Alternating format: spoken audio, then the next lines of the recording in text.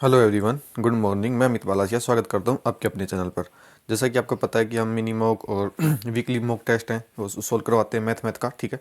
तो अभी देखिए 16 दिसंबर का है RWA का मिनी मॉक, है ना, मैथ का। हम चलो इसको सोल्व करवाते हैं। देखिए थोड़ा फास्ट करवाएंगे ना। क्वेश्चन नंबर 1 देखिए, ए की आय बी की आय से 20% अधिक है और सी की आय ए और बी की कुल आय से 55% कम है, ठीक है। सी की आय ए की आय से कितनी परसेंट कम है? देखिए क्वेश्चन नंबर 1। देखिए तीन लोग हैं। कौन है? ए है, बी है और सी हो गया। तो क्या कह रहा है ना, ए की आय बी की आय से 20% अधिक है। किसकी? बी की आय से। अगर बी की आय 5 है, देखो 20% मतलब 20% की फ्रैक्शन वैल्यू 1/5। अगर इसकी 5 है तो इसकी हो जाएगी 1/6, मतलब 1 अधिक 6 हो जाएगी, ठीक है। कल एग्जाम है तो इतना बेसिक तो अब बताने की जरूरत है नहीं। उम्मीद है सब पता होगा, रिवीजन किया होगा आपने अच्छे से। देखो अब क्या क्या क्या कह रहा है, ए और बी की कुल आय से 55% कम है। किसकी आय? सी की। तो देखो अगर मैं इसको 60, इसको एक एक जीरो बढ़ा लूँ, इसको 60 मान लिया, एक जीरो यहाँ पे बढ़ा, एक जीरो, कोई प्रॉब्लम नहीं है ना इसमें, ठीक है। तो कितनी हो गई? देखो कह रहा है ए और बी की कुल आय, ए और बी की कुल आय कितनी हो गई? बाकी आप 6 और 5 से भी हो जाएगा, ठीक है ना, उसमें ज़्यादा पॉइंटों में मान आएगा। तो देखो ए और बी की कुल आय कितनी हो गई है? 110 हो गई। 60 प्लस 50 110 हो गई है, 110 हो गई। अब क्या कह रहा है ना, तो जो 110 है ना, इससे 55% कम है सी की आय। 55% कम मतलब कितनी होगी? 45% होगी भाई। 55% कम, 100 माइनस 55 मतलब 45% होगी। परसेंट के लिए 100 से भाग दे देंगे, है ना। अब देखिए एक जीरो से एक जीरो कटाइए। अब देखिए तो यहाँ पे क्या जाएगा? 5, 11 5 55 और 5 और 11 चौक 44 और 44 और 5 49, इतना हो जाएगा। देखो अपॉन में क्या है? 10 है तो एक जीरो है तो एक अंक के बाद एक दशमलव आ जाएगा, तो कितना आ जाएगा? 49.5 आ जाएगा, 49.5। तो सी का मान, सी की आय कितनी आ जाएगी? 49.5 आ जाएगी, ठीक। इतना समझ में आया होगा। जैसे ये बोला है हमने वही किया है। अब देखो क्या कह रहा है ना कि सी की आय ए की आय से कितना कम है। देखो ए और सी का रिलेशन पूछा, देखो कितना कम है। एक सी की आय कितने कम है ए से? देखिए इसमें से 60 घटा देंगे तो देखो कितना आ जाएगा? 0.5 आ जाएगा। यहाँ पे जीरो बचेगा और यहाँ पे कितना बचेगा? देखिए यहाँ पे कितना बचेगा? यहाँ पे एक बचेगा, तो ये होगा 10.5। ये इससे 10.5 कम है, 10.5 कम है। अब कुछ किससे पूछा है? ए की आय से। तो जिससे जिससे से लगा होता है ना, उसको हम मतलब कि अपॉन में रखते हैं। तो ए की आय से, किसकी आय से? ए की आय से मतलब 60 से। तो 60 से अपॉन 60 और परसेंट मतलब परसेंट में निकालने के लिए 100 से गुना कर देंगे, बस ये आंसर हो जाएगा आपका। देखो बस काटिए। देखिए एक पॉइंट से एक जीरो कटेगा, यहाँ से एक जीरो कट जाएगा, तो फाइनली क्या आ जाएगा हमारे पास? 105/6 आ जाएगा, 105/6 आ जाएगा। तो देखिए अब भाग देंगे तो इसमें क्या आ जाएगा? 6 एकम 6, 4 6 6 7 42 और 2, है ना, 6 7 42 और 3 और 6 5 30, इतना आ जाएगा, 17.5 आ जाएगा। कौन से ऑप्शन में? ऑप्शन नंबर 1 में। उम्मीद अच्छे से समझ में आया होगा आपको ना। अगला क्वेश्चन देखिए, ए और बी के वेतन क्रमशः 3:5 के अनुपात में है, ठीक है। यदि यदि प्रत्येक का वेतन 70,000 बढ़ जाता है और नया वेतन 5:6 हो जाता है, ए का वर्तमान वेतन कितना होगा? देखिए क्वेश्चन नंबर 2। क्वेश्चन नंबर 2, ए और बी का वेतन। देखिए ये है पार्टनरशिप, मतलब पार्टनरशिप नहीं है ये, तो ना ये तो रेशियो वाला क्वेश्चन है। देखिए ए और बी की आय का अनुपात कितना है? 3:5 है, ठीक है। और 70,000 बढ़ने के बाद कितना हो जाता है? 5:6 हो जाता है। कितना बढ़ा है? 70,000। दोनों में 70,000 बढ़ा देंगे, 70,000, इसमें भी 70,000 बढ़ेगा, तो ये 70,000 बढ़ गया, ठीक है। इसमें क्या करना होता है? देखो इसमें कौन सा बेटा, पहले इसको इससे गुना करेंगे और इसका इससे गुना करेंगे और इनका डिफरेंस लेंगे। तो देखो 6 18, इसको 6 18 5 25, तो 25 और 18 का डिफरेंस कितना आ जाएगा? 7 आ जाएगा, ठीक है। अब देखिए फिर इसका इससे गुना करेंगे, इसका इससे गुना करेंगे ना। देखिए क्या है, यहाँ पे समान वैल्यू है, समान वैल्यू है, तो इसका इससे गुना करेंगे, इसका इससे गुना करने के बाद जो डिफरेंस लेंगे वो मतलब कि इनका जो डिफरेंस होगा वो आएगा, उतनी वैल्यू आएगी। देखिए तो 5 और 6 का डिफरेंस कितना? 1 है, तो यहाँ पे कितना आ जाएगा? 17 जाएगा, 17,000 हो जाएगा। देखो 70 का 5 गुना में, 70 के 6 गुने में से 70 का 5 गुना घटाएंगे तो 70 का 1 गुना बचेगा। 70 का 1 गुना कितना होता है? 17,000 ही होता है ना, 17,000 ही होता है। अब देखो इसको काट लीजिए, तो 7 की वैल्यू 70,000 है, तो 1 की वैल्यू कितनी हो जाएगी? 10,000 हो जाएगी, 10,000 हो जाएगी 1 की वैल्यू। पूछा क्या इसने?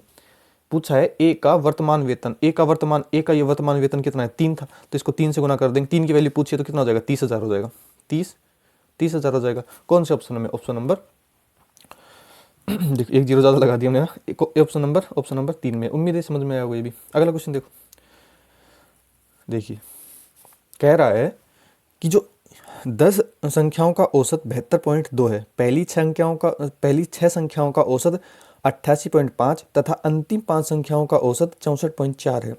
यदि छठी संख्या को निकाल दिया जाए तो शेष संख्याओं का औसत ज्ञात कीजिए। क्वेश्चन नंबर 3 देखो, 10 संख्याओं का औसत, 10 संख्याएं हैं, 10 संख्याओं का औसत कितना है 72.8 है। तो अगर इसका सम निकालेंगे तो सम कितना हो जाएगा, 10 से मल्टीप्लाई कर देंगे तो कितना आ जाएगा 728 आ जाएगा। अब देखो अब क्या कह रहा है, छः अंतिम पहली 6 संख्याओं का औसत, पहली 6 संख्याओं का औसत कितना है 88.5 है। अगर इसका सम निकालेंगे तो इसको 6 से गुना कर देंगे, 6 से गुना कर देंगे ना, तो देखो कितना हो जाएगा 6 पंजू 30 है ना, 6 पंजू 30, यहाँ पे पॉइंट आएगा 3, 8 6 की 48, 48 3 51 होता है 5, 8 6 की 48, 8 गुंजा 50 और 3 53 होता है, ये हो जाएगा 531। ठीक है, 6 संख्याओं का कितना हो जाएगा, इसका 531 हो जाएगा। तो यहाँ पे मैं लिख सकता हूँ ना, तो देखो अंतिम 5 संख्याओं को कितना दे रखा है, ये दिया है 64.4 दिया है। और अगर इसका हम वो निकालेंगे, सम निकालेंगे तो इसको 5 से गुना कर देंगे। ठीक है, तो देखिए कितना आ जाएगा, 5 चौक 20 2 और 5 चौक 20 2 22 22 और 2 हो जाएगा, और 6 पंजू 30 और 2 32 हो जाएगा, 322 आ जाएगा। अब देखो तो यहाँ से क्या निकला, 6 संख्याओं का औसत निकला है 5, देखो 6 संख्याओं का औसत 531 और 5 संख्याओं का औसत कितना निकला है 322 निकला है। तो यहाँ से देखो टोटल कितना, ये संख्या है तो 6 5 11, 11 संख्याएं होगी, 11 संख्याएं का योग कितना निकल गया, योग कितना निकल गया 2 1 3 3 2 5 और 5 3 8, 853 निकला है। लेकिन हमारे पास तो देखो शुरू में 10 ही संख्या थी, ये 11वीं संख्या कहाँ से आ गई। तो देखो इसने कैसे लिया है ना, जो 10 संख्याएं थी, मान ली मैंने 10 संख्या, देखो मैं यहाँ पे समझाता हूँ, जैसे मान लो 10 संख्या है हमारे पास A B C D E F G H I और J, ये होगी 10 संख्याएं। तो पहले इसने 6 संख्याएं ली हैं, तो यहाँ से यहाँ तक ली हैं, देखो पहली 6 संख्या ली है, फिर अंतिम 5 संख्या ली है, तो यहाँ से देखो ये अंतिम 5 संख्या ली है। तो ये देखो ये जो छठी संख्या थी ना, ये जो इधर से जो छठी संख्या थी वो 2 बार काउंट हो गई है, इसमें भी काउंट हुई, इसमें भी काउंट हुई। तो इस प्रकार से ये 11वीं संख्या बन गई है। अगर इसका डिफरेंस निकाल देंगे 728, मतलब 853 में से 728 घटा देंगे तो हमारे पास छठी संख्या आ जाएगी। तो 10 संख्याओं का एवरेज मतलब कि योग कितना था 728 था, अगर इसमें से घटा देंगे तो हमारे पास कौन सी आ जाएगी, ये 6 नंबर की संख्या आएगी, ये आएगी 6 नंबर की संख्या आ जाएगी। ठीक है, तो देखो 13 में से 8 गएगा तो कितना बचेगा 5 बचेगा, यहाँ पे कितना बचेगा 2 बचेगा, यहाँ पे 1 बचेगा, 125 आ जाएगी। तो हमारी 6 नंबर की संख्या कितनी आ गई है 125 आ गई है। अब कह रहा है ना, अगर इसी संख्या को निकाल दें, इसी संख्या को इन 10 संख्याओं में से निकाल दें तो एवरेज क्या होगा। तो देखो हमारे पास 10 संख्याओं का मतलब योग कितना है 728 है, इसमें छठी संख्या कौन सी है 125 है, 125 को निकालना है हमें छठी संख्या को। तो देखो घटाइए कितना बचेगा 3 0 और यहाँ पे 6, तो 603 बच गया। अब इसको निकाल दिया तो ये 9 संख्याओं का योग आ गया। इसका औसत पूछा तो इसको 9 से भाग दे देंगे, किसको 603 को 9 से भाग दे देंगे। तो देखिए कटाइए यहाँ से इसको, तो 9 6 54 होता है, 9 6 54, 4 बच गया है ना। तो 4 बच गया तो 9 चौक 36 होता है। देखिए 1 मिनट रुकिए, 9 6 54, 6 बच गया और 9 7 63, हाँ तो 67 पूरा कट रहा है। तो कितने कौन सा ऑप्शन आ जाएगा 67, कौन से ऑप्शन में, ऑप्शन नंबर 2 में। उम्मीद है ये तो समझ में आया होगा ना। अब अगला क्वेश्चन देखिए, ए अकेला एक कार्य को 15 दिनों में पूरा कर सकता है और बी अकेला इसे 20 दिनों में कर सकता है। ठीक है, ए से शुरू करके वे एकांतर दिन में कार्य करते हैं तो पूर्ण कार्य कितने दिनों में समाप्त होगा। क्वेश्चन नंबर 4 है यहाँ पे। देखिए ए है ना, ए किसी कार्य को कर रहा है 15 दिनों में, ठीक है। बी है वो काम को कर रहा है पूरा 20 दिनों में। इसकी क्या लेंगे, एफिशिएंसी निकालने के लिए एलसीएम लेंगे तो 60 आ जाएगा। तो यहाँ पे कितना आ जाएगा, ए की कितनी आ जाएगी 15 चौक 60 और 20 तिया 60, ये हो जाएगी, बी की हो जाएगी। ठीक है, अब देखो तो क्या कर रहा है ना, ए से शुरू करते हैं। तो ए से शुरू करते हैं ना, तो मैं क्या कर रहा हूँ ना, ए को ऐसे गोला लगा रहा हूँ जिससे क्वेश्चन पढ़ना ही नहीं पड़े कि हाँ ये बताएगा कि ए से शुरू कर रहे हैं, है ना, मेरी सवाल मतलब कि मेरे हिसाब से। ठीक है, अब देखो क्या कह रहा है ना कि ए से शुरू करके एकांतर क्रम में कार्य करते हैं, पूर्ण कार्य कितने दिनों में होगा। देखो क्या करना है ना, ये टोटल काम अगर ये दोनों मिलके करेंगे, देखो पहले एक दिन आएगा, पहले ए आएगा, ए 4 काम करके चला जाएगा, फिर अगले दिन आएगा बी, तो ये 3 काम करके चला जाएगा। तो पहले दिन 4 काम हुआ, दूसरे दिन 3 काम हुआ, तो टोटल काम कितना हुआ 7 काम हो गया। ये हो गया 7 काम, ये 7 काम हो गए कितने दिनों में, 2 दिनों में। ये हो गया 2, ये हो गया दिन, इधर दिन है। तो देखिए 2 दिनों में 7 कार्य हो रहा है। तो करना कितना है, 60 कार्य करना है। तो इस काम को 60 के करीब पहुंचाना है। तो देखो अगर मैं इसको 8 से गुना कर दूं, 8 से गुना कर दूं तो कितना हो जाएगा, 8 7 56, ये 56 काम हो गया। कितने, अब इधर 8 से गुना को, इधर से भी 8 से गुना करना पड़ेगा, इधर से 8 से गुना करेंगे तो कितना, 8 दूनी 16, तो 16 दिनों में 56 काम हो गया। अब देखिए, अब इसमें जो शुरू में काम करने आ रहा है ना, वो ही यहाँ पे काम करने आएगा। तो पहले ए से शुरुआत की थी तो यहाँ भी ए आएगा इसके बाद। तो देखो 16 दिनों में कितना हो गया, 56 काम हो गया। अब 17वें दिन आएगा, कौन आएगा, ए आएगा। ए कितना काम कर सकता है एक दिन में, 4 काम कर सकता है, तो ये 4 काम करेगा। तो 56 + 4, 4 काम करेगा कितना, 60 काम हो जाएगा। तो हमको करवाना कितना काम था, 60 ही काम करवाना था। देखो 60 हमारा काम हो गया, और टाइम कितना लग गया, 17 दिन लग गए। तो कौन से ऑप्शन में, ऑप्शन नंबर ए में। उम्मीद है समझ में आएगा। अगला क्वेश्चन देखो। देखो 100 किलोमीटर की यात्रा के दौरान एक चालक है, पहले 50 किलोमीटर को 50 किलोमीटर प्रति घंटा की चाल से अगले 25 किलोमीटर को 50 किलोमीटर प्रति घंटा की चाल से, और शेष 25 किलोमीटर को 25 किलोमीटर प्रति घंटा की चाल से गाड़ी चलाता है। तो चाल ज्ञात कीजिए।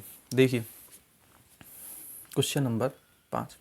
तो देखिए अगर मैं यहाँ से पहले इनका टाइम निकालूं, तो टाइम बराबर क्या होता है, डिस्टेंस अपॉन स्पीड होती है। तो डिस्टेंस कितनी हो जाएगी, देखिए पहले में देखिए 50 किलोमीटर जा रहा है, और वो किससे, स्पीड कितनी है, 50 ही है। तो यहाँ पे आ जाएगा 1 आवर, यहाँ पे 1 आवर हो गया। फिर अगली दूरी क्या है, 25 किलोमीटर की दूरी है, और वो 50 की स्पीड से जा रहा है। तो यहाँ पे कितना हो जाएगा, 1/2 मतलब कि 0.5 आवर।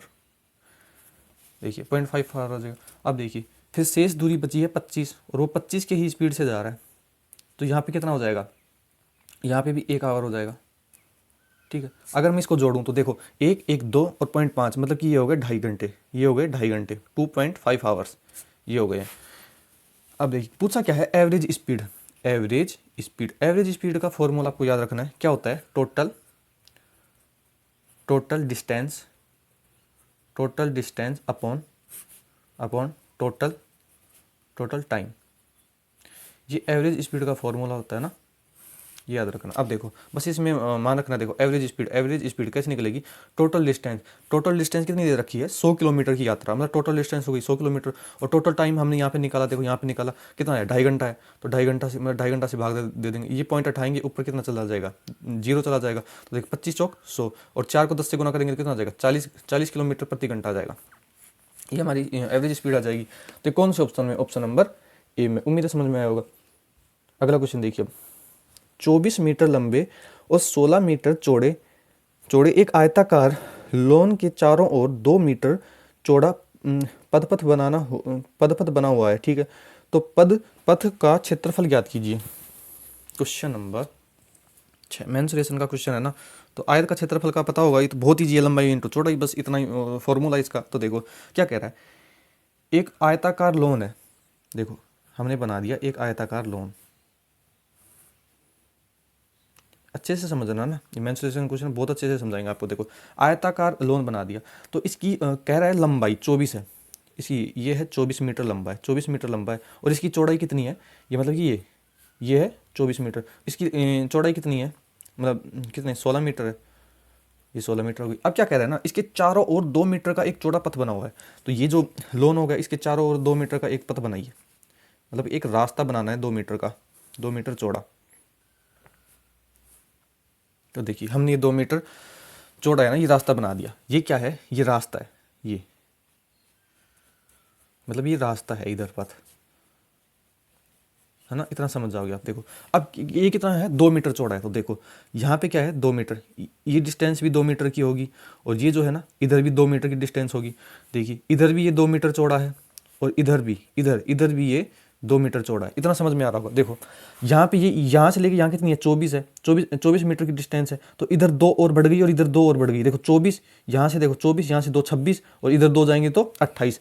तो ये दोनों तरफ 2 2 बढ़ी है तो 4 बढ़ जाएगी। तो ये बाहर की जो टोटल है ना, इस टोटल इसकी कितनी हो जाएगी, 28 मीटर डिस्टेंस, मतलब कि लंबाई हो जाएगी। अब इधर देखिए ऐसे ही यहाँ पे ये 16 मीटर था, यहाँ तक 2 मीटर ऊपर बढ़ी, 2 मीटर नीचे बढ़ी, तो कितना हो जाएगा, 4 और बढ़ जाएगी तो कितना हो जाएगी, 20 मीटर हो जाएगी।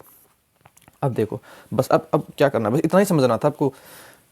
अब पूछा क्या है, इसने पूछा है कि ये जो रास्ता है ना, इसका क्षेत्रफल पूछा है, तो क्या कर सकते हैं हम, देखो इसको पूरे का क्षेत्रफल, मतलब बाहर के क्षेत्रफल को निकालते हैं, मतलब इस पूरे बड़े वाले आयत का क्षेत्रफल निकाल के हम इस छोटे वाले आयत का क्षेत्रफल घटा दें।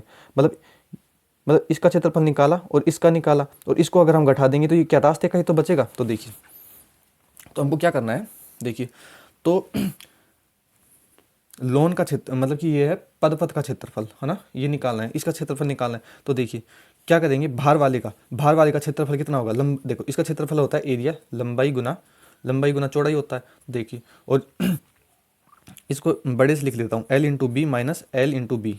ठीक है, बड़े वाले में से छोटा वाला घटाना है, तो बड़ा वाला कितना है 28 गुना 20 है, 28 गुना 20 माइनस छोटे वाला कितना है ये 24 इंटू 16। इसको अगर हम घटा देंगे तो ये बच जाएगा, वो क्या बच जाएगा, पद का क्षेत्रफल बच जाएगा, ये एरिया आ जाएगा यहाँ पे। देखो यहाँ से गुना 28 दूनी 56 मतलब 560 हो गया, माइनस 16 चौक 64 6, 16 दूनी 32 और 6 38 हो गया, ये हो गया 384 आ जाएगा यहाँ से। बस इसको घटाइए तो 10 में से 4 गया तो 6 और 15 8 7 15 होता है, और यहाँ पे 4 में से 3 गया तो 176 हो जाएगा, 176 मीटर स्क्वायर। कौन से ऑप्शन में, ऑप्शन नंबर 4 में। उम्मीद है ये भी समझ में आया होगा आपको। बस ये ध्यान रखना, इधर 2 बढ़ेगा इधर 2 बढ़ेगा ना। बाकी इसका एक डायरेक्ट भी फॉर्मूला है ना, डायरेक्ट भी फॉर्मूला है, बाकी बेसिक याद रहेगा तो फॉर्मूला तो आप भूल भी सकते हो, बाकी बेसिक याद रहेगा तो आप कर लोगे। अगला क्वेश्चन देखिए, आप कह रहे हैं 3 संख्याएं हैं 2 3 4 के अनुपात में है और उनका लघुत्तम समापवर्ती 600 है, अधिकतम और न्यूनतम संख्याओं के बीच अंतर क्या है। देखिए क्वेश्चन नंबर 7, देखिए 3 संख्याएं हैं किस अनुपात में, 2:3:4। ठीक है, यहाँ पे मैं इसको x भी मान सकता हूँ, यहाँ पे x x x यहाँ पे मान सकते हो, बाकी ना मानो तो कोई भी दिक्कत नहीं है ना, मैं समझाने के लिए बता रहा हूँ। तो देखिए अगर इसका लघुत्तम, इसका LCM कितना दे रखा है 600 दे रखा है, अगर हम इसका LCM निकाले तो कितना आएगा, देखो यहाँ पे इसमें से 2 3 4 इसका LCM आ जाएगा 12, LCM आ जाएगा 12x आ जाएगा। 12x की वैल्यू कितनी दे रखी है, इस अपने हिसाब से इसका एलसीएम कितना 600 दे रखा है, तो यहाँ से x का मान निकालेंगे, तो 12 5 60 मतलब कि x का मान आ जाएगा 50 आ जाएगा। अब पूछा क्या है, इसने पूछा है कि सबसे बड़ी और सबसे छोटी संख्या का अंतर, मतलब कितना आ जाएगा। देखो सबसे बड़ी कितनी है 4 है, सबसे छोटी कितनी है 2 है, तो इनका अंतर कितना हो जाएगा 2 जाएगा। तो इसका अंतर ही पूछा है तो अंतर कितना हो जाएगा 2 जाएगा, इसका 2 से गुना कर देंगे, मतलब 2x का मान पूछा है, 2x का मान देखो इसका अंतर कितना होगा 2x का अंतर है ना, तो 2 और x का मान कितना लिया है 50, तो 50 इंटू 2 मतलब कितना हो जाएगा, ये हो जाएगा 100। तो 100 कौन से ऑप्शन में, ऑप्शन नंबर 4 में। उम्मीद है ये भी समझ में आएगा आपको। अगला क्वेश्चन देखो, देखिए कह रहा है एक प्रकाशक थोक विक्रेता को एक पुस्तक 30% के लाभ पर बेचता है, थोक विक्रेता खुदरा विक्रेता को एक पुस्तक 25% के लाभ पर बेचता है, फिर वह पुस्तक ग्राहक को 20% के लाभार्जन पर 312 रुपये में बेची जाती है। ठीक है, थोक विक्रेता के लिए पुस्तक का क्रय मूल्य। देखिए इसे शायद ये क्वेश्चन पहले भी आ चुका है, हमने आपको समझा दिया था है ना, ये फिर से आ गया इसमें क्वेश्चन नंबर 8। तो देखो एक थोक विक्रेता है, मान लो कि वह x रुपये में खरीद के लेके आया कोई वस्तु, कितने में x में, इसमें सीरीज मेथड लगाएंगे हम, x में खरीद के लेके आया। अब वो क्या कर रहा है ना, एक थोक विक्रेता है, उसको 30% लाभ पर, मतलब कि एक लाभ पर मतलब 130/100 पर बेचा, और अब ये किसके पास आ गया, ये थोक विक्रेता के पास आ गया। अब ये थोक विक्रेता क्या कर रहा है ना, खुदरा विक्रेता को 25% लाभ पर मतलब 125/100 पर बेच रहा है। ठीक है, फिर वह पुस्तक ग्राहक को, अब ये यहाँ इसके पास एक कोई ग्राहक लेने आएगा तो वो क्या कर रहा है, ये है ना 120% मतलब 20% लाभ मतलब 120/100 पर बेच रहा है, और ये बेच कितने पर है 312 रुपये की बेच रहा है। बस इसको सोल्व करते हैं हम, देखिए काटते हैं कटे जो, तो यहाँ से 0 से 0, 25 5 125, 25 चौक 100 जाएगा, यहाँ से 0 से ये 0, 4 से ये 3 बार में कटेगा। ठीक है, 5 से ये 2 बार में कटेगा है ना, यहाँ पे 13 है, देखो यहाँ पे 3 से काटते हैं पहले, देखो 3 एकम 3 और 3 चौक 12 और 13 5 13 7 13 इंटू 104 हो जाएगा। यहाँ से क्या 3 से भी कट गया है और 13 से भी कट गया। देखिए कुछ गलती ना हो जाए बस जल्दी में। देखिए यहाँ पे x इधर क्या आ गया, ये भी कट चुका है ना 13 से। अब देखिए इधर आ गया 8, इधर आ गया 8 आ गया। अब नीचे क्या बचा है 2 और 10 बचा है, तो ये कितना हो जाएगा 20, तो कितना हो जाएगा 8 दूनी 16, 160। देखिए 160 आ गया। 160 क्या आया है, 160 आया है कि ये 160 रुपये में प्रकाशक खरीद के लेके आया, 160 रुपये में प्रकाशक खरीद के लेके आया। हमसे पूछा क्या है, हमसे पूछा है तो कि थोक विक्रेता के लिए पुस्तक का क्रय मूल्य। तो देखियो ये प्रकाशक लेके आया 160 रुपये में, ये थोक विक्रेता का सीपी पूछा है, तो ये थोक विक्रेता को 30% लाभ पर बेचा था, 30% लाभ पर बेचा था मतलब कि 130/100 में बेचा था। तो इसको बस काटते हैं, ये इससे कट जाएगा, तो 16 48 4 16 एकम 16 4 20, तो 208 रुपये में, 208 रुपये में मतलब कि कौन लेके आया है, ये जो पूछा है ना थोक विक्रेता, देखिए यहाँ से थोक विक्रेता पूछा है, तो इसी का यही पूछा है। 208 कौन से ऑप्शन में, ऑप्शन नंबर सी में। आपको 160 निकाल के ऑप्शन नहीं लगाना है, ये आप समझना है। आपको क्यों समझना है, क्योंकि भाई 160 रुपये में तो कौन लेके खरीद के लेके आया था, प्रकाशक लेके आया था, प्रकाशक मतलब छापने वाला 160 में तो। लेकिन इसने पूछा है थोक विक्रेता का, ये प्रकाशक थोक विक्रेता को 30% लाभ पर बेचता है, तो 130/100 से भाग देंगे तो ये क्या किसका निकलेगा, ये थोक विक्रेता का निकलेगा। उम्मीद है ये समझ में आया होगा। ठीक है, 160 लगा के चले जाओगे, आपका आंसर गलत हो जाएगा। ऑप्शन में भी दे रखा है, बहुत सावधानी बरतनी है ना, क्योंकि पूरा आंसर निकालने के बाद गलत टिक करके आ जाओ, गलत बात है ना। क्वेश्चन नंबर 9 देखिए, समझिए। एक व्यक्ति ने प्रतिवर्ष 20% की दर से 96,000 का निवेश किया, जो एक वर्ष के लिए अर्धवार्षिक रूप से संयोजित होता है। परिपक्वता पर उसे मिलने वाली राशि का 80%। देखिए रेट कितनी है, रेट है 20%, रेट है 20%। ठीक है, और ये है रेट, और टाइम कितना है, टाइम दे रखा है 1 ईयर, 1 ईयर। जब हाफ ईयरली ब्याज लेते हैं ना तो रेट तो आधी हो जाती है, रेट तो क्या हो जाती है, आधी हो जाती है। तो ये कितनी हो जाएगी, 20/2 मतलब 10% हो जाएगी, और टाइम हो जाता है 2 गुना, तो ये कितना हो जाएगा, ये टाइम कितना हो जाएगा, 2 गुना हो जाएगा, तो यहाँ पे 2 आ जाएगा। ठीक है ना, 2 ईयर्स हो जाएगा। ठीक है, टाइम मतलब कि 2 बार हो जाएगा। अब देखिए, अब आपको पता है 10% की 2 साल की सक्सेसिव रेट A+B से निकालेंगे, तो यहाँ पे कितना आ जाएगा, यहाँ पे CI कितना आ जाएगा, अगर CI निकालेंगे तो कितना आ जाएगा, 21% होता है, 21% होता है। ठीक है, अब क्या कह रहा है, परिपक्वता पर उसे मिलने वाली राशि मतलब अमाउंट, अमाउंट मतलब कि मिश्र धन, तो मिश्र दिन कितना हो जाएगा, 100 प्लस अमाउंट, 100 प्लस 21 मतलब 121% हो जाएगा। ठीक है, अब देखिए कितनी राशि थी, 96,000, 1 2 3। ठीक है, और इसका अमाउंट कितना हो जाएगा, 121/100 हो जाएगा, ये हमारा अमाउंट आ जाएगा। लेकिन हमसे अमाउंट नहीं पूछा है, जो ये राशि मिली ना, ये अमाउंट मिला, इसका 80% पूछा है, तो इसको 80/100 से गुना कर देंगे बस। देखिए अब आपको ये समझना है कि जैसे ही इसने बोला ना 20% की हाफ ईयरली रेट, मतलब कि आपको समझ जाना था 10 साल मतलब 10% हो जाएगा, और साल कितना हो जाएगा, डबल हो जाएगा। तो 10% की 2 साल की इफेक्टिव रेट होती है 21%। आप इस फॉर्मूले से भी निकाल सकते हो, A+B+A/B। इसमें जब आप A का मान और B का मान जब 10 रखोगे ना, तो 21% आएगी, है ना, बस ये ध्यान रखना। अब बस इसको काटना है, आपका आंसर आ जाएगा। देखिए 1 0 से 1 0, 1 2 3, तो 1 2 3 ये कट चुका है। अब देखो पहली बात देखो, इसमें ऑप्शन देखिए आप, इकाई का अंक सबका अलग अलग है ना, तो बस इकाई का अंक निकालेंगे तो हमारा आंसर आ जाएगा। देखो 6 को 1 से गुना करेंगे तो 6, और 8 6 की 48, मतलब इकाई का अंक आएगा 8, इकाई का अंक आएगा हमारा 8। 8 कौन से ऑप्शन में दे रखा है, ए के ऑप्शन में दे रखा है। बाकी हम चाहे ना तो इसको पूरा सोल्व भी कर देंगे, ऐसा कुछ भी नहीं है। 8 को गुना करिए, फिर 11 × 11 को गुना करिए, है ना, तो इकाई का अंक 8 दे रखा है। तो अभी हम आपके लिए यहाँ पे लगा रहा हूँ, आपको भी ऐसे सोचना, अगर इकाई का अंक सब में अलग अलग है ना, तो ऐसे ही कर लेना है। बाकी गुना भाग तो आपको करना पड़ेगा, अगर करना पड़ जाए तो ना, हम आपको बस कॉन्सेप्ट समझा सकते हैं। देखिए अगला क्वेश्चन देखिए, कह रहा है किसी जार के 2/5, क्वेश्चन नंबर 10, किसी जार के 2/5 शहद को अन्य जार के 2/5 तरल में मिलाया गया था। ठीक है, शहद का जार तरल के जार से 2 गुना था। इस अंतिम मिश्रण में शहद की सांद्रता क्या होगी। देखिए बहुत अच्छा सवाल है।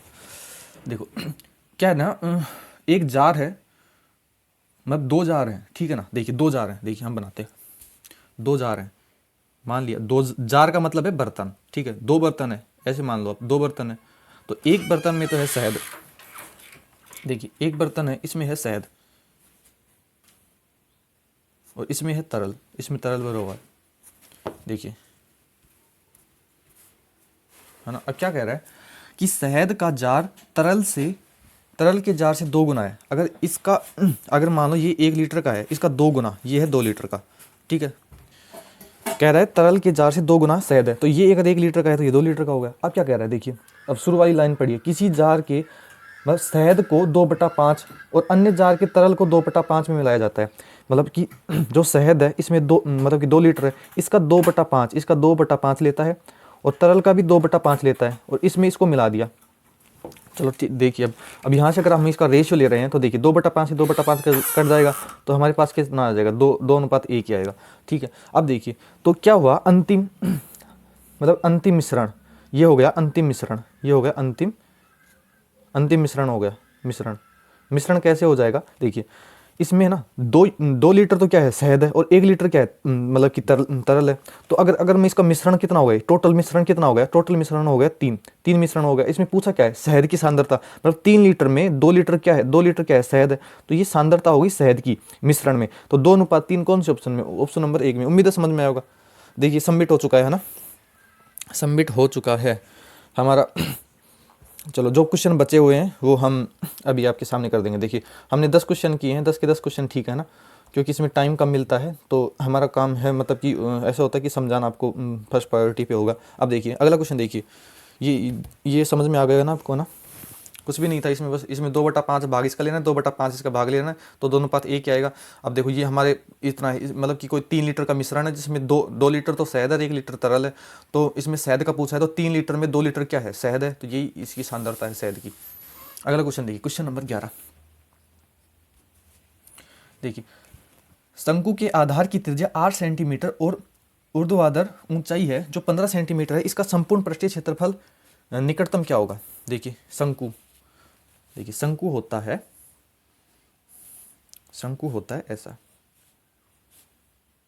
मान लिया ये शंकु है ना, ये शंकु है। अब क्या कह रहा है देखो, देखिए अब कह रहा है कि इसकी त्रिज्या है 8 सेंटीमीटर। देखिए ये है ना, ये वर्त जैसा होता है नीचे से, तो ये है आर, तो आर हो गई 8 सेंटीमीटर हो गई, ठीक है। अब कह रहा है ऊर्ध्वाधर ऊंचाई, ये होती है ऊंचाई, तो ऊंचाई कितनी दे दी इसने, 15 दे दी, इसने 15 दे दी, ठीक है। देखिए और ये है तिर्यक ऊंचाई, मतलब ये कर्ण, मतलब ये 90 डिग्री होता है ना, तो देखो ये आधार, ये लंब हो गया, तो ये कर्ण हो जाएगा। तो 8, 15 और 17 का क्या होता है, ये ट्रिपलेट होता है, ये ध्यान रखना। बाकी कर्ण स्क्वायर बराबर आधार स्क्वायर प्लस लंब स्क्वायर से आप निकालोगे तो कर्ण स्क्वायर का मान 17 आएगा। बाकी आप डायरेक्ट याद रखना है ट्रिपलेट 8, 15, 17, तो ये कर्ण कितना हो जाएगा, 17 हो जाएगी। ये होती है तिर्यक ऊंचाई, मतलब एल होता है। ये है आर का मान और ये है एच का मान, ठीक है। इतना समझ में आएगा। अब पूछा क्या इसने, इसका संपूर्ण पृष्ठीय क्षेत्रफल। एक फॉर्मूले याद कर लेना भाई, फॉर्मूले याद कर लेना। दो नंबर के क्वेश्चन आएंगे ना, 2 क्वेश्चन आएंगे, 2 नंबर आपके पक्के हैं। देखिए शंकु का संपूर्ण पृष्ठीय क्षेत्रफल, संपूर्ण पृष्ठीय क्षेत्रफल क्या होता है, भाई, पाई आर और एल प्लस आर, ये होता है, ठीक है। क्या होता है, पाई आर एल प्लस आर, ये होता है। बस इसमें मान रखना है, पाई का मान होता है 22/7 होता है। आर का मान कितना है, देखिए आर का मान कितना है, 8 दे रखा है। अब देखिए एल प्लस आर मतलब कि ये एल है और ये आर है। 17+8, 17+8 कितना हो जाएगा 17+8 कितना हो जाएगा, 25 हो जाएगा। बस इसको सोल्व करना है। देखिए 25×200 है ना, 25×200 या फिर आपको ऐसे कर, हाँ 25×200 और 22×2 4400, मतलब कितना हो जाएगा, 44 हो जाएगा, 4400। इसमें भाग देना है 7 का भाग देना है, तो 7 का भाग ऐसे दे लेते हैं हम, 7 6 42, कितना बच गया, 2 बच गया, 0, 7 7 14, 7 दूनी 14, 7 दूनी 14, कितना बचेगा, 6 बच जाएगा। और 7 ये 7 और 2 56, 7 और 2 56, तो कितना बचेगा, 4 बच जाएगा। तो 728 के लगभग पूछा निकटतम, 728 के लगभग कौन सा है, देखो 629 है, तो मतलब कि ये 629 है। तो ये अपना कितना है, 628 है, पॉइंट लगाओगे तो जाएगा, लगभग पूछा है ना, तो 629 हमारा कौन से ऑप्शन में, ऑप्शन नंबर सी में। उम्मीद है समझ में आएगा, बस ये सूत्र याद रखना आपको ना। अगला क्वेश्चन देखिए, अगला क्वेश्चन है सिंप्लीफिकेशन का। चलो ये भी करवा ही देते हैं ना, बाकी गुना भाग आपको कर लेना चाहिए था ये तो। क्वेश्चन नंबर 12 देखिए, देखो क्या है ना, इसको मैं क्या लिख सकता हूँ, 14 × 8 + 3, मतलब 8 × 14 + 3 ऐसे लिखते हैं ना। तो 14 × 112 प्लस कितना हो जाएगा, 3, 115/8 हो जाएगा यहाँ से। ये समझ में आएगा कैसे कर रहे हैं ना। देखिए अब इसको 12 6 72 + 1 73/6 हो जाएगा यहाँ से, ठीक है। और 8 या 24 और 1 25/8 हो जाएगा यहाँ से, 25/8 हो जाएगा। देखो 73/6 है यहाँ पे, अभी गलती हो जाती है, 73/6 है यहाँ पे, ठीक है ना। अब देखिए अगला अगला क्या है, 12 6 की, देखिए यहाँ भाग लिख देते हैं, 12 6 की 72, 72 3 75/12 हो जाएगा, ठीक है। -3 दूनी 6 1 7/2 हो जाएगा। बस इसको सोल्व करना है आपको। देखिए इसको लिख लेते हैं, 115/8 -73/6 गुना 25/8। अब देखो मैं भाग को गुना में बदल सकता हूँ ना, अगर इसको बदला है तो इसको भी उल्टा करना पड़ेगा, तो 12/75 ऐसे लिखते हैं इसको, -7/2। देखिए दिख रहा होगा। बस अब इसको सोल्व करना है। देखो कुछ करता है तो पहले काट दीजिए। देखो 25 तिया 75, 3 से 4 बार कटेगा, 4 से 2 बार कटेगा, बस और कुछ कट नहीं रहा है। तो यहाँ पे क्या बचेगा, 115/8 -73, तो 6 दूनी 12, यहाँ से 12 आ जाएगा और माइनस का 7/2 यही आएगा ना, है ना। अब देखिए एलसीएम कितना आ जाएगा, इसका एलसीएम आ जाएगा 24। एलसीएम अगर 24 लेंगे तो यहाँ पे 8 दिया 24, ये 3 से गुना होगा, और ये 12 दूनी 24, ये 2 से गुना होगा, ये 2 से मतलब कि 12 बढ़ जाएगा तो ये 12 से गुना होगा। बस देखिए तो 115 का 3 गुना कितना होगा, 5 दिया 15, 1 3 दूनी 3 एकम 3 अधिक 4 और 3 345 आ जाएगा, माइनस 73 का 2 गुना कितना होता है, 146 होता है, और 12 सत्तू कितना होता है, 84 होता है। देखिए बस 345, अगर माइनस माइनस क्या होता है, अगर जोड़ेंगे तो माइनस का कितना हो जाएगा 146 और माइनस का 84 कितना, 6 4 10 और 8 4 12 1 13 और यहाँ पे 2 तो 230 आ जाएगा, है ना। अपॉन कितना है 24 है, अगर इसको घटाएंगे तो कितना हो जाएगा 5 और 4 में से 3 गया तो 1 और 115/24 आ जाएगा, 115/24 आ जाएगा। देखिए अगर हम इसको भाग दें तो इसको भाग देंगे, 24 चौक कितना होता है, 4 चौक 16, 4 दूनी 8, 24 चौक 96 होता है, 24 चौक 96 होता है, 96 बच गया कितना 4 और 15 4 कितना 19 बच गया, 19 बच गया, ठीक है, अपॉन 24 हो जाएगा, अपॉन 24 हो जाएगा। कौन से ऑप्शन में, ये ऑप्शन नंबर बी में। उम्मीद है समझ में आया होगा, ये भी गुना भाग करना था इसमें। तो अगला क्वेश्चन देखो आप, अरे यार देखिए, एक कार को बेचते समय एक व्यक्ति 9% की छूट देता है, यदि वह 6% की छूट देता 5% की छूट देता तो उसे पहले से 8800 रुपये अधिक प्राप्त होते, तो कार का अंकित मूल्य। बहुत ही सवाल, बहुत ही इजी क्वेश्चन है ना, एकदम बेसिक से समझाएंगे, बिल्कुल मतलब कुछ भी नहीं करना, बस घर जैसे हिसाब किताब लगाना है आपको। देखो यहाँ पे लिख लो मार्क प्राइस, मैं है ना, और यहाँ पे लिखा सेलिंग प्राइस। मैंने मान लिया मेरी मार्क प्राइस था 100 रुपये लिखा हुआ था। अब देखो पहले क्या कर रहा है, 9% की छूट दिया, इस पे 9% की छूट देगा तो 100 माइनस 9, 100 पे 100 का 9% निकालोगे, इसमें इकट्ठा होगा तो कितना हो जाएगा 91 पे बेच देगा। अब क्या कह रहा है, यदि वह 5% की छूट देता, अगर वह 5% की छूट देता तो क्या हो जाएगा, यहाँ 5% की छूट देंगे तो कितना 95 बेचेगा। अब कह रहा है तो उसे पहले से 8800 रुपये अधिक मिलते, मतलब सेलिंग प्राइस पे मिलेंगे वो तो देखो यहाँ से कितना ज़्यादा अधिक मिल रहा है, 91 मतलब 4 यूनिट अधिक मिल रहा है, और इसके क्वेश्चन के हिसाब से कितना अधिक मिल रहा है 8800 मिल रहा है। 8800 देखो थोड़ा इधर कर देते हैं ना, नहीं दिख रहा होगा आपको, देखो 8800 मिल रहा है, तो ये तो कह रहा है ना, तो 4 यूनिट की मान 8800 है, तो 1 यूनिट की कितनी हो जाएगी 4 दूनी 8 मतलब 2200 हो जाएगी। पूछा क्या है, पूछा है इसने अंकित प्राइस, मतलब कि 100 का मान पूछा तो उसको 100 से गुना कर देंगे तो कितना हो जाएगा 22,000,000 ये आ जाएगा। कौन से ऑप्शन में है, ऑप्शन नंबर डी में। उम्मीद है समझ में आएगा। अगला क्वेश्चन देखिए, पेज चेंज कर लेते हैं। देखिए क्या रहा है, दो संख्याओं के बीच का अंतर उनके योग का 22% है, तो बड़ी संख्या और छोटी संख्या का अनुपात बताइए। देखिए कह रहा है दो संख्याओं का बीच का अंतर, क्वेश्चन नंबर 14, दो संख्याओं के बीच का अंतर कितना होता है, मतलब कि दो संख्या मान ली मैंने, एक तो x मान ली, एक मैंने y मान ली, तो उनका अंतर x माइनस y का अंतर उनके योग का, उनका योग कितना है, दो संख्या इनका योग ये होगा, इसका 22% है, मतलब 22/100 हो जाएगा, है ना। अगर इसको मैं काटूं तो 2 से 11 बार में और 2 से 50 बार में, ठीक है। तो यहाँ से क्या निकलेगा, यहाँ से निकलेगा x माइनस वाई बराबर 11, और यहाँ से देखिए यहाँ पे नीचे आएगा तो x प्लस वाई बराबर 50 ये आएगा। यहाँ पे आप रेशियो भी ले सकते हो, इतना तो पता होगा। देखो ये x प्लस वाई यहाँ पे आएगा अपॉन में, तो x माइनस वाई बराबर 11 है ना, और x प्लस वाई बराबर कितना हो जाएगा 50 हो जाएगा। यहाँ से देखिए, यहाँ से x का मान और y का मान निकालना है, तो देखिए x का मान निकालेंगे तो दोनों संख्याओं का जोड़ के इसका 2 का भाग देंगे, तो देखिए क्या हो जाएगा 1 5 और 1 6, ये होगा x का मान। y का मान निकालेंगे तो यहाँ पे क्या है, नेगेटिव निशान है, माइनस का है, तो यहाँ इसको घटा के 2 का भाग देंगे, तो घटाइए 50 में से 11 जाएगा तो कितना हो जाएगा, उल्टा नहीं घटाना, देखो 50 में से 11 घटाना है तो कितना हो जाएगा 9, और 4 में से 1 गया तो 3 ये आ जाएगा, और अपॉन 2, ठीक है ना।